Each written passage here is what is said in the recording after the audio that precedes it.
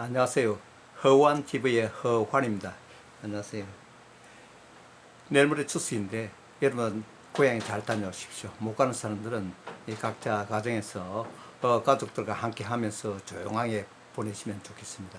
요즘 코로나 때문에 참 정말 어려움이 한두 가지 아니겠죠. 그러나 우리는 꼭 극복하게 될 것입니다.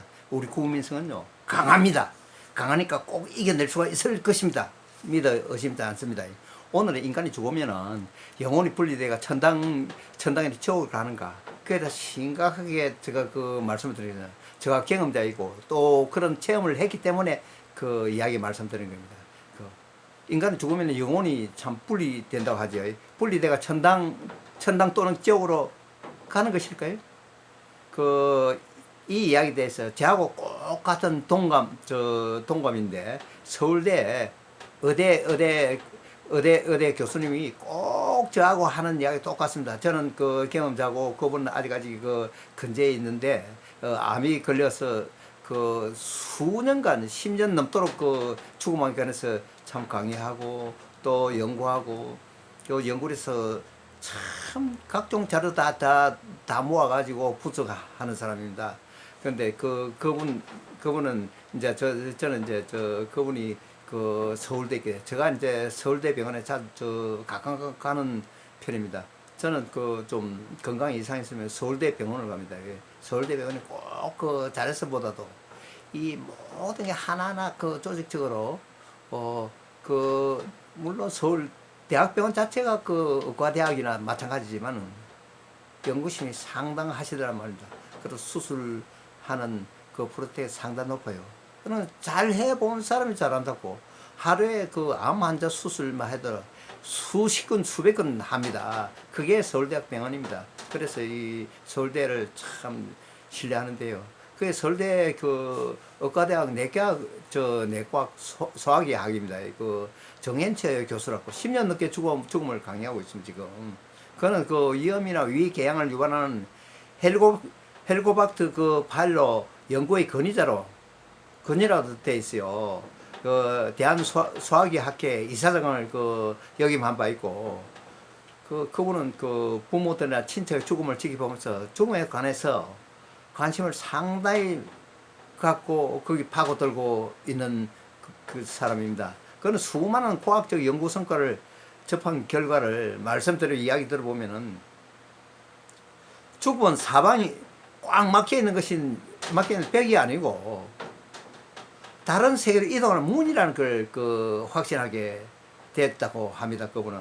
근데 제가 경험자를 했는데 제가 그 어릴 때 교통사고 나가지고 그때는 촌에 그 거제도입니다. 지금 경남 거제시인데요.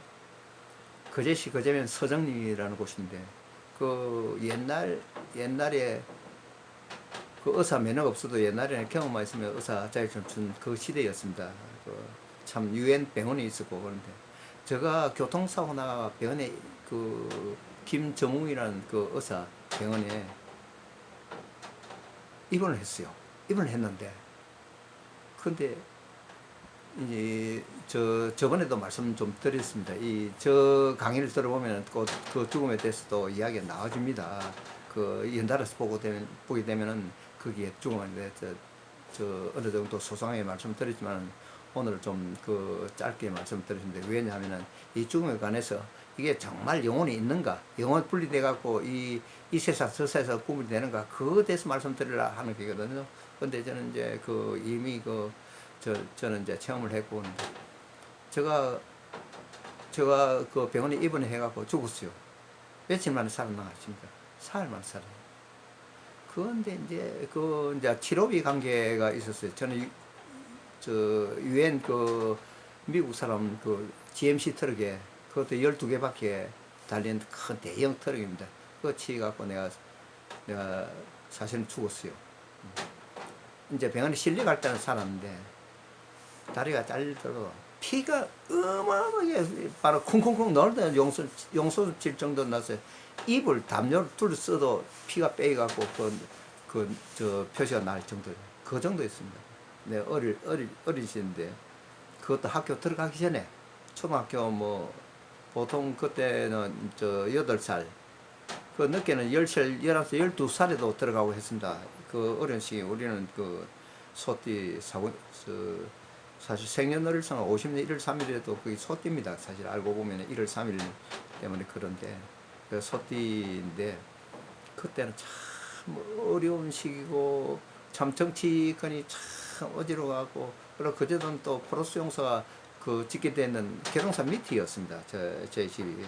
그래가지고 그 병원에 갔다가 그 피를 너무 많이 3분의 저 2 이상 흘려버리니까 피가 부족하니까 그때는 수혈을 할 수도 없어요.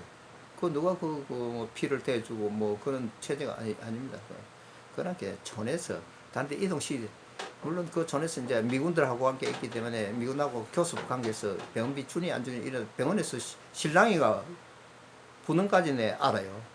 그 뒤에서는 이제 완전히 정신을 잃고 내 이제 피로 많이 흘리고 내가 죽음에 도달했는데 그래가지고 병원에서 이제 죽었다가 하얀 가운을 덮었었어요. 그 이제 그 병원에서는 치료를 하되 유엔 병원에서 유엔 병원에 연락해갖고 달라 하니까 모른다 했고 저 미군 병사는 이미 도피가 어디로 달아났어요. 물론 미군에서 미군 헌병이 잡으러 다니려고 했겠죠. 어디 숨었는지 뭐 자살했는지 어디 튀었어요. 섬 밖으로 나갔다는 이야기죠. 섬 밖으로 나가 저 멀리 이제 뭐 미군에 찾지도 뭐 그러면 이제 뭐 누군가 그 미군에서 이제 치료비를 줘야 되는데 모른다 할 정도로 저 당사자가 또 있어야 조사도 하고 이리 하려고 하다 보니까 늦어져갖고 결국은 이제 치료비도 못 받고 이래갖고 이제 사람은 이제 그 순간에 사람 죽은 거예요. 내가 8날 껐다 보니 피가 그리 엄청나게 흘러있는데 살 수가 없네. 도저히 살 수가 없어요. 몸 안에 피가 없으면 죽는 건 사실이잖아요. 그 3분의 2 이상이 완전히 싹 빠져버리는데 그 뭐 막을 그 피가 다리가 잘릴 정도로 달랑달랑 했으니까 이 막을 길이 없죠. 피를 그 막을 방법도 없고 그리고 돈이 또 들어와야 되고 아무리 그때는 다 어려워져 갖고 그냥 치료해주고 저 웬만한 거는 그런 치료해 이 중환 환자를 갖다가 그리고 저 미군에서 그 개입이 안 됐으면은 차를 싣고 그 섬이지만 배로 대절을 해가고 어디 그 충무로 가든지 부산을 가든지 뭐 농을 팔든 밭을 팔든 그리 했을 거라고 봅니다. 우리 아버지가. 그런데 설마 믿고 하다가 이 시가 지연이 돼가 나야 죽었다 말이에요. 그런데 새벽에 그 청소나 간호사라도 그 지역에 사는 사람 아주머니가 청소하려고 또 뒤적뒤적 하는 거예요. 아이 시제실에서 꿈틀거리고 꿍꿍거리는 소리가 나더라고요. 문을 살리는 게 아이 하얀 가운을 덮어놓은 뒤에 꿈틀거린다. 아이 호미백산하고 새벽입니다. 청소 그들은 장가집 정도 뒤 넘어갈 정도로 뭐 주저앉아 버렸어요. 그 여자분이. 그놈이 웬만하면 그런 거 다 참고 견딜 수 있는데 그거 보니까 무섭거든요. 죽은 사람이 꿈틀거리니까 완전히 죽어갖고 판정이 난 거예요. 나는.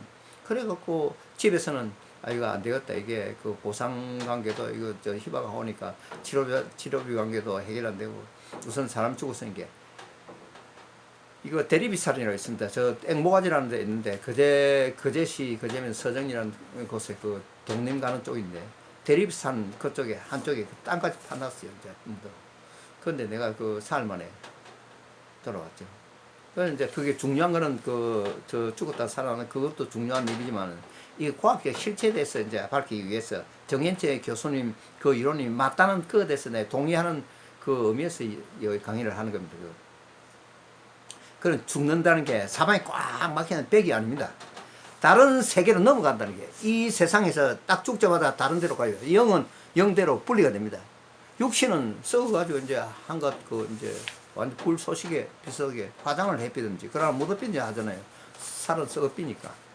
이 우리 몸은 70% 물이니까 이 죽으면 이게 금방 부패돼요. 이 분해되고 물이 질질 흐를 정도로 그렇게 돼버립니다.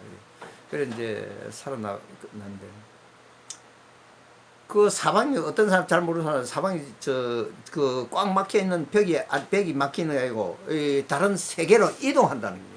그 내가 죽어가지고 천장에서 병원에서 근데 엄마는 우리가 난리 났어요. 삼촌, 아버지 할 것이 뭐, 사촌 딸 오고 이랬는데. 내가 천장에서 잠깐 내려와갖고, 이 딱 떴어요. 그런 영혼이죠. 딱 이제 그 피가 싹 빠지고, 사람이 숨이 끊어지고 나는데 딱 근데 이제 이 막 죽었다 해라고 대서 통곡하고 있는데, 내는 천장에 떠가지고, 다시 내가 엄마를 흔들었어요. 어머니, 내가 이 살았는데 왜 이러십니까? 그런 게 이제 영혼이니까, 어머니 뭐 모르죠. 아버지, 내가 이렇게 잘 살아있잖아요. 그런데 왜 이렇게 흔들리는지. 그런데 조금 더 이따만한 관속을 하니라 팍 지나가는데요. 아주 빠른 속도로 빛을 향해서 가는 게 내가. 그래 빠져나갔습니다. 다른 세계로 빠져나간 거죠. 이 세상에 다른 세상. 그 낸주 이야기 하긴 한데. 그 다른 세계나 참 좋아요. 그리 좋을 수 없어요. 이 세상하고 비슷하지만 이 세상보다 더 좋아요. 그렇습니다. 그런데 그 사람들, 정현채 씨가 쓴 그 저서를 보면은요, 우리는 왜 죽음을 두려워할 필요가 없는가에 대해서 책을 썼어요. 저도 그 책을 다 읽었습니다.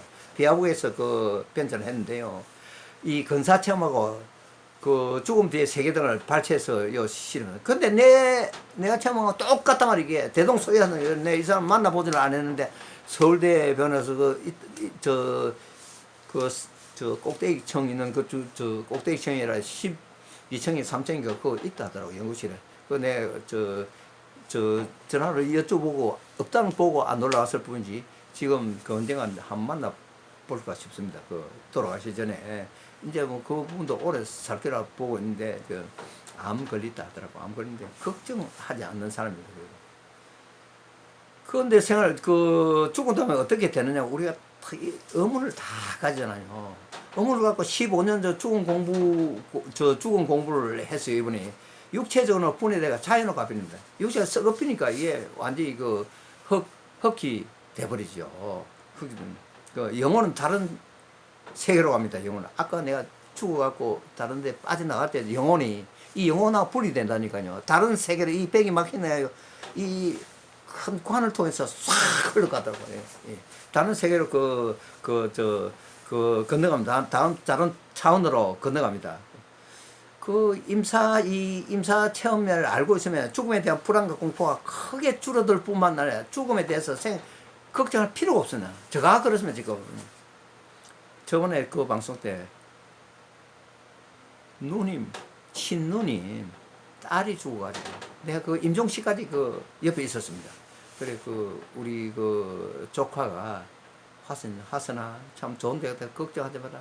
내 그 옆에서 엄마 되는 누님의 눈까지 눈 떠 있는 것 누나 걱정하지 마.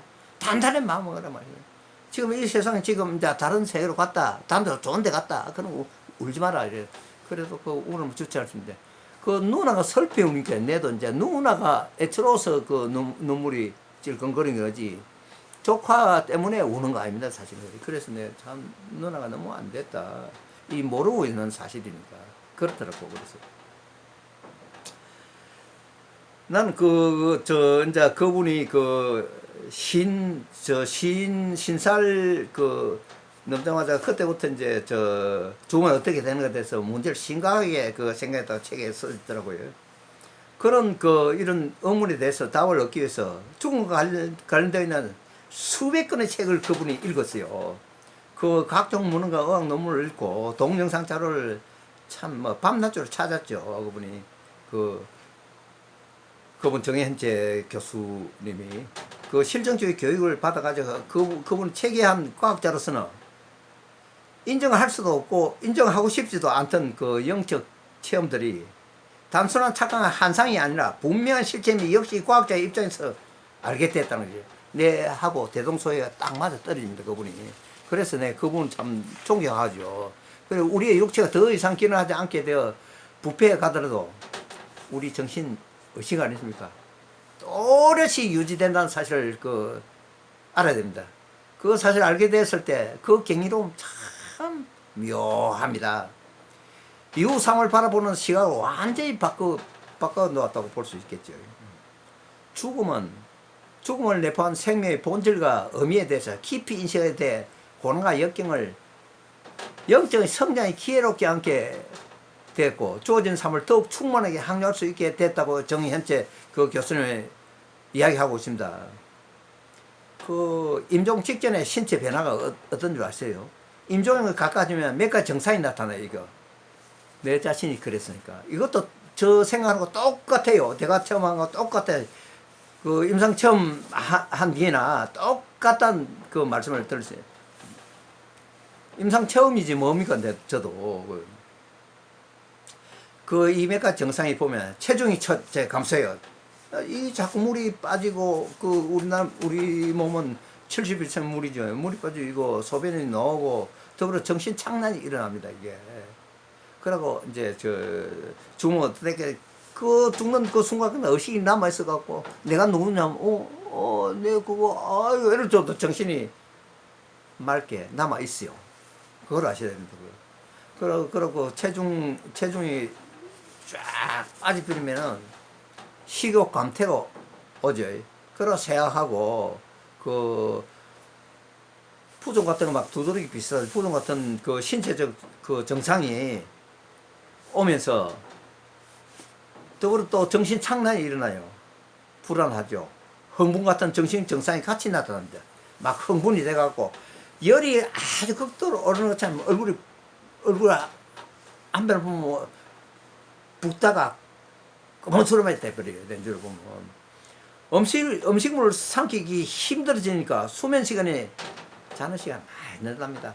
그럼 피곤하지만은 음식을 아무리 배는 고프면 먹고는 싶는데 못 먹잖아요.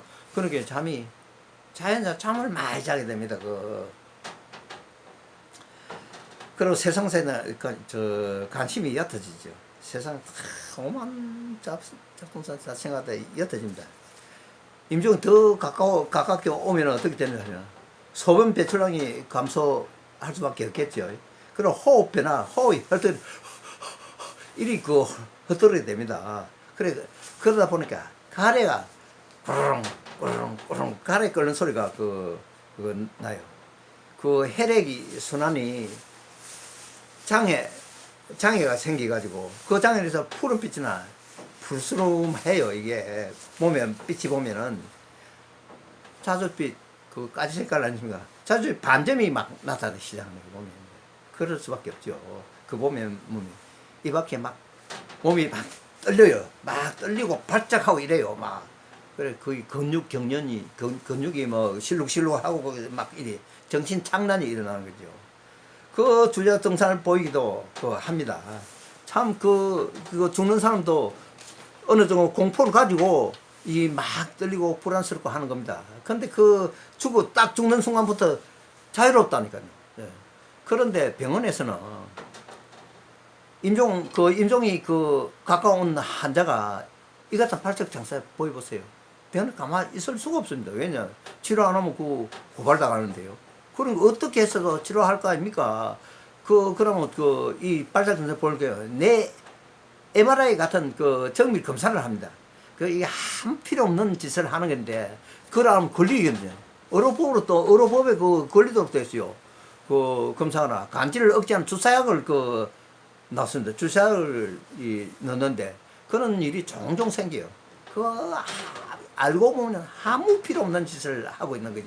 그러면서 병원 입장에서 어떻게든 치료를 해야 하기 때문에 이런 조치를 취하게 되는데, 만약 그렇게 하지 않았을 경우요, 의료진은 살인죄로 대번에 고소해버리죠. 사람이 가만히 있겠어요. 사람 발작하고 이 환자는 죽을 때 다 됐다 생각할 거면, 그런데 그 병원이 좋지 않으면 nen주 살인했다고 대번에 또 고소하고, 그것 때문에 막 필요하든 안 하든 MRI 찍고 또 간질 억제하는 주사약을 일부러 넣고 그래 합니다. 주사약을 넣고 그렇게 합니다. 고소당할 수 있기 때문에 어쩔 수가 없어요. 의사들은 노쇠도 질병 하나로 보고 치료하려는 경향이 반드시 있거든요. 나이가 많아갖고 어떤 이유로든 정신이 나타나면 치료하려고 들 거 아닙니까? 그래 안 하면 의사들 걸리는데요, 고상으로. 질병이 이렇습니다. 어떤 이유로 우리의 신체가 고장이 난 상태입니다. 질병 걸리다면. 그럼 이를 고쳐 정상은 되돌리는 것이 의료 행위 아니겠습니까? 그런데 노쇠는 고장이 난 것이 아닙니다. 아니, 나이가 많아서 이제 뭐 아프고 막 이런데, 그러면 왜 그러느냐? 기계하고 대비해, 기계. 기계가 소명을 거의 다 한 것과 같은 예시입니다, 이게. 한번 보세요. 음식물 삼키는 기능이 저하되면은, 그런 게 어떻게 해서든 음식을 먹이려고 하다 보면은, 흡인서 폐렴이 발생해요. 그래서 오히려 환자를 고통을 받을 수 있습니다. 그럴 때는 의사 눈 딱 감고 안 먹여도 되는데 안 먹일 수가 있습니까? 먹여야 되지요. 그래서 고려의 노인은 먹지 않아서 죽는 게 아니고 생명이 다해서 죽는 게 기계하고 수명이 똑같다니까요. 다시 말해서 죽을 때가 임박했기 때문에 먹지 않는 것 뿐이지 그 사람 먹기 싫어서 안 먹는 게 아닙니다. 이를테면 미국의 사회운동가 스코니어링은 100세가 돼 세상을 떠날 때가 됐을 때 주위 사람들에게 어떤 말로 한 줄 아십니까? 죽으면 광대한 경험의 영역이다. 나는 힘이 단단 열심히 충분하게 살아왔으므로 기쁘고 희망에 차서간다. 죽으면 옮겨가면 또 다른 깨어난 민으로 모든 삶의 다른 국민에서 처음처럼 어느 경우도 환영해야 한다고 하고 있습니다. 이 사람 정말 옳은, 내 박수 쳐주고 싶어요. 그 참말이에요. 그렇게 말했습니다. 그런 이유에서 화장한 후에 장례식도 치르지 않은 채 떠났다고 합니다. 죽음의 선각자로 일궈지는 스위스의 정신과 의사 엘리자베스 케블러 로스 박사는 인간의 육체는 영원불멸한 자아를 둘러싼 껍질이 지나지 않는다고 했습니다. 그래서 죽음은 존재하지 않으면 다른 차원으로의 이동이 있을 뿐이라면 죽었다? 그럼 다른 데로 건너가 다른 세계로 가는 거야. 그럼 그거 죽었다 할 수 있습니까? 그게 연결이 된 것 같고 죽으면 영혼은 이동하는 거고 육신은 사라지는 거예요. 그렇게 되어 있습니다. 죽음은 존재하지 않고 다른 차원의 이동이 있을 뿐이라고 말했습니다. 로스 박사의 이런 주장은 오랜 임상 경험의 결과로 증명한 겁니다. 내하고 똑같은 내가 생각을 이 사람들이 하고 있어요. 수많은 환자의 임종을 지켜보면서 관찰한 삶의 종말 체험과 근사 체험을 통해서 이끌어낸 결론인데 이게 어떻게 그렇게 맞을 수 있나. 그래서 내 이 방송하는 취지가 여기 있습니다. 내가 경험을 했고 임사 체험을 다 거쳤기 때문에. 삶의 종말 체험은 죽음과 관련해서 일어난 중요한 영적 현상입니다. 이게 근사 체험과 공통되는 부분도 있지만 엄밀히 따지면 다른 개념으로 세상을 떠나기 전에 어떤 환영을 보는 현상을 말하고 있습니다. 떠나기 전에 어느 세상을 떠나기 전에 어떤 환경을 보는 거를 보게 된단 말이죠. 대체로 먼저 떠난 가족이 나타나요. 내가 딱 죽으니까요. 친구가 나타나요. 친척이 오더라고. 그것도 30년, 50년 죽은 사람이 오더라고요. 이야, 그런 애를 영적으로 놓은 거예요. 그거 알고 보면은. 이 임종환 사람은 마중을 나와요. 내가 그랬다니까요. 이는 임종환 사람과 가족 모두의 편안함 느낌을 주기 때문에 마지막 선물이라고 있죠. 그래 죽는 사람도 때로는 웃거나 편안하게 발작하는 게 조용해지잖아요. 그때 누가 먼저 와가 선물 준 거라 처음에는 발작하고 몸 떨리고 하는 게 조용하게 있으면서 눈이 껌뻑껌뻑 하면서 갑니다.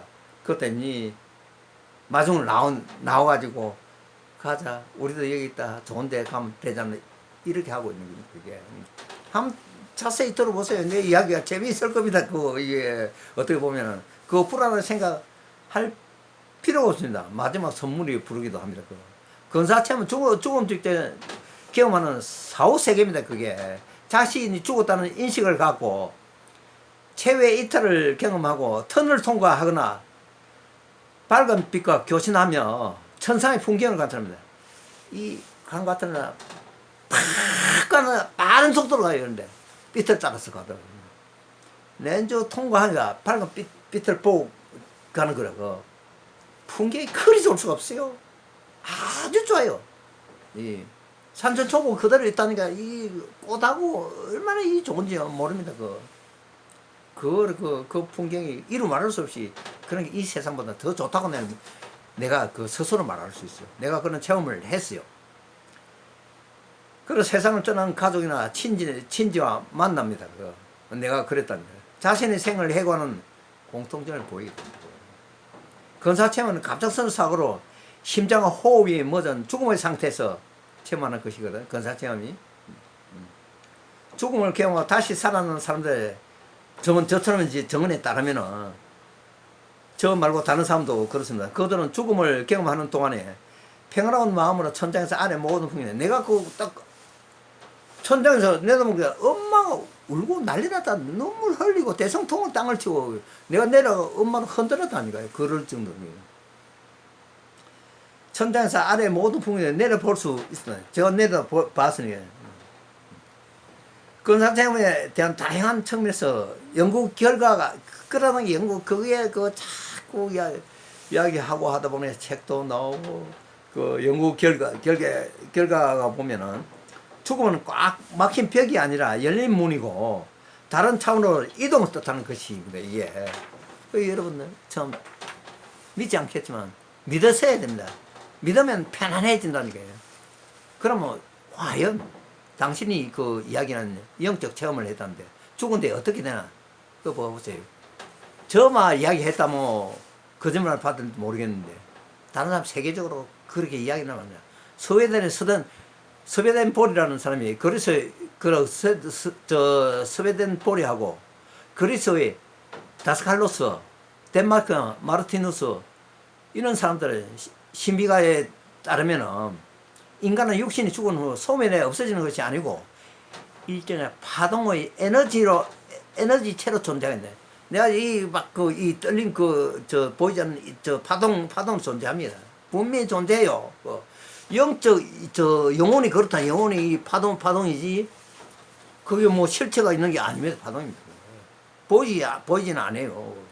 거기에 다른 세계로 가고 존재를 한다는 이야기 들어보십시오.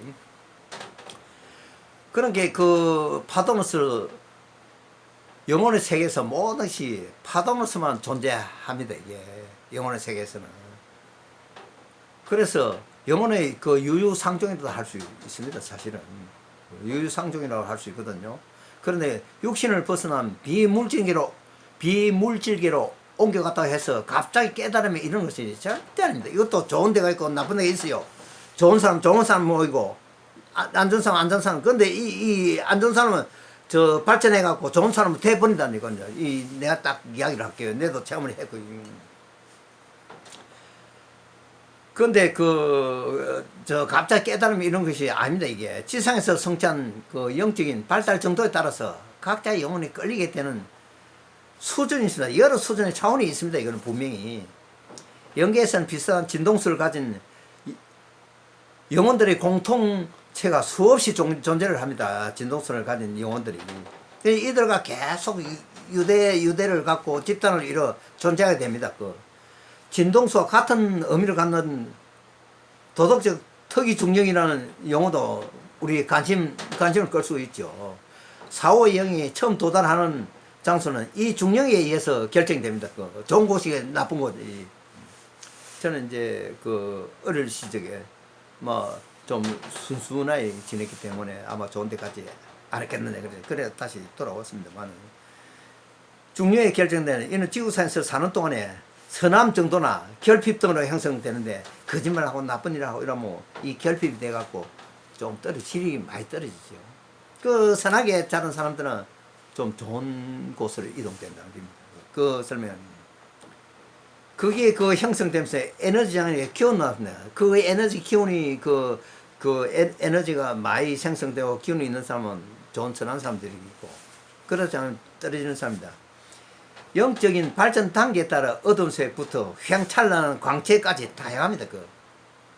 그렇게 발전 단계 때 선한 사람들 아주 밝은 휘황찬란한 광채로 띄고 거짓말하고 나쁜 짓 하는 사람은 이 거무스름하게 이게 광채가 삐뚤이 그 광채도 내주는 도움을 받아 발전해갖고 휘황찬란한 발전으로 발전합니다. 이제 말씀드릴게요. 특이가 다릅니다. 도덕적 특이 중력에 따라서 감당할 수 있는 비트 양이 제각각 다 틀리고 위장도 불가능해요. 이게 그때 잘못하면 이게 지옥이니 연옥이니 뭐 저 천당이 이 구분 그거 할 줄 모르겠는데 그래서 이 지옥 뭐 그 저 천당 이래 확실히 지은다니까 그 영적 그 선함이나 저 악함 이런 것에 대해서 이 자기 장처럼 그게 빛에 대해서 이제 그 구분됩니다. 그것을 속이고 더 높은 궤도로 올라가면 그 빛이 감당을 못해요. 자기가 그 좋은 데로 갔긴데 좋은 데로 올라가려면 그 빛이 감당을 못해가 못 올라가게 돼 있어요, 이게. 그 낮은 도덕적 특이 중력을 지니는 사람들은 일단 낮은 수준으로 몰리게 돼 있어요. 그리고 발달한 영혼의 도움으로 더 높은 수준으로 점차 진화해 올라간다니까요. 올라가는데 죽어서 육신을 벗어난 신참 영혼은 사후 1차 영역에서 머물게 되는데 그 고독감이나 무력감이나 결핍감, 고통, 환멸 같은 감정을 느껴 새로운 돌파를 찾게 돼 있어요. 처음 가는 사람은. 이때 마음을 열고 간절히 기원하면은 도와주는 소영혼이라고 합니다. 소영혼의 도움을 받아가 지상에서 사는 동안 오염되었던 삶, 죄짓고 막 이 거짓말하고 돈 떼먹고 있는 사람이 있잖아요. 그러면 그 오염되었던 삶을 정하게 되고 손상된 영혼을 치유하고 보관하는 작업이 이루어져요. 때가 안 뺏기고 그런 건 없어요. 그는 작업이 이루어져요. 그렇게 해서 원래 맑고 사람 태어날 때는 원래 맑고 선하고 이래가 태어나지 않습니까? 그 순수했던 영혼을 다시 회복해야 된답니다. 회복하고 나면은 영혼이 주파수가 높아지면 분명 주파수 높아지면 광채가 나게 돼 있어요. 주파수가 높아져 완전히 다른 상위 영역으로 그 위에 단계로 넘어갑니다. 그래 차츰 발전해 가는 거지요. 이런 사실들 말기암한다 진단을 받았거나 임종이 임박한 사람들에게 전달하고 싶은 생각입니다. 저도 마찬가지입니다. 이 정현철 교수님도 마찬가지지만 여기 세계적으로 정언한 사람도 다 마찬가지입니다. 불안해하지 말라고 하고 싶고 다독이고 격려하고 싶습니다. 사실은 저 솔직한 심정이거든요. 근사체험이나 사무의 종말 체험을 알고 있으면 죽음에 대해서 막연히 품고 있던 불안과 공포가 크게 줄어들 수밖에 없습니다. 저 이야기 들으면 반드시 그럴 것입니다. 나 역시 이 정현채 씨가 말하는 그 사람이 내 역시 2018년 1월 초 암 진단을 받았다고 했습니다. 그 정현채 씨가 인간의 질병 하나 없이 살아간다는 정말 불가능한 거죠. 70, 90 먹었다 해서 암 안 걸리는 법이 있어요. 80, 90 먹었는데도 말기암 환자 발생하고 죽는 수가 있어요. 폐암이 돼가고 죽는 수요. 널리 알린 책에 보면 보왕사면은 그 책에 읽어보면 몸에 병이 없기를 바라지 말라는 그런 구절입니다. 죽음을 통해서 삶의 기함을 깨닫게 되는 게 우리네 삶의 본질일 것인데 정혜태 교수나 강의 노트 기정 등이나 죽을 준비를 하고 있는 사람들 있잖아요. 많은 암 환자들이 암 진단을 받는 순간 머릿속에 암 진단 받아봐요. 머릿속 하얘지면서 내는 이제 죽었구나. 한 달 살지 6개월 살지 1년 살지 모른다. 이 죽음 공포 속에서 이 머리 가득 차게 됩니다. 그럴 필요가 없어요. 이거를 강의를 들어보면 그때는 의사의 말이 하나도 귀에 들어오지 않습니다. 죽을 생각을 막 하니까 완전히 절망하는 거죠. 그렇지만 정현식 교수는 좀 달랐습니다.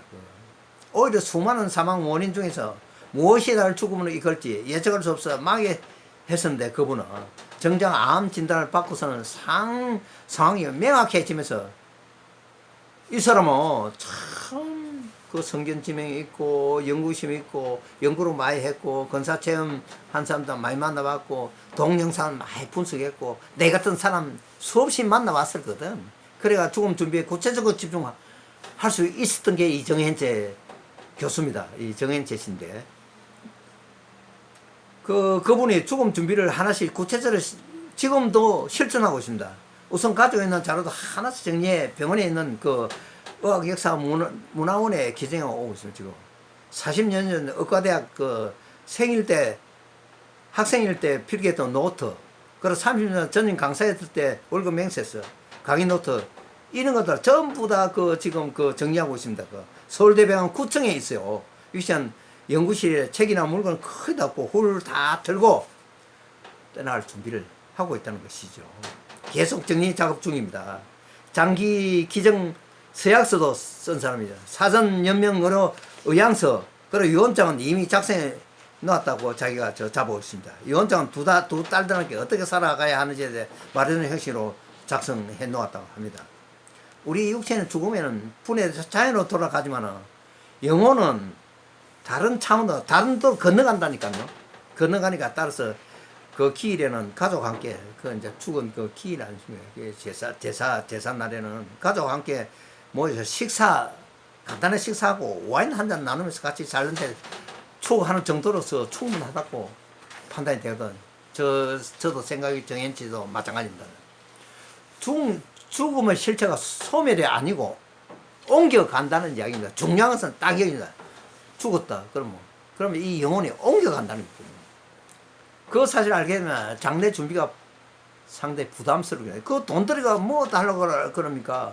이번에 우리 그 누님은 설댄스라고 코로나19 때문에 또 그런 이유가 있어요. 간단합니다. 간단해. 아주 역사적입니다. 사람도 연락도 한 군데도 안 했어요.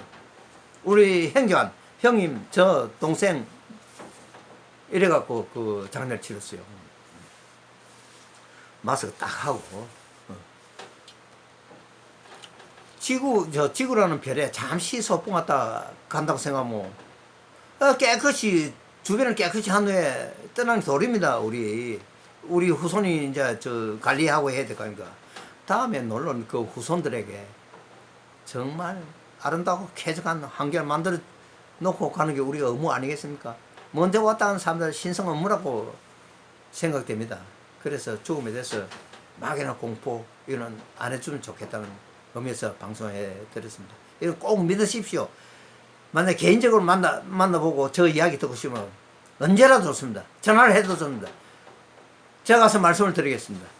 감사합니다. 오늘 이렇게 시청해 주셔서 시청자 여러분 정말 대단했습니다. 추석 잘 새겨 다음에 또 보도록 합시다. 고맙습니다. 안녕히 계십시오.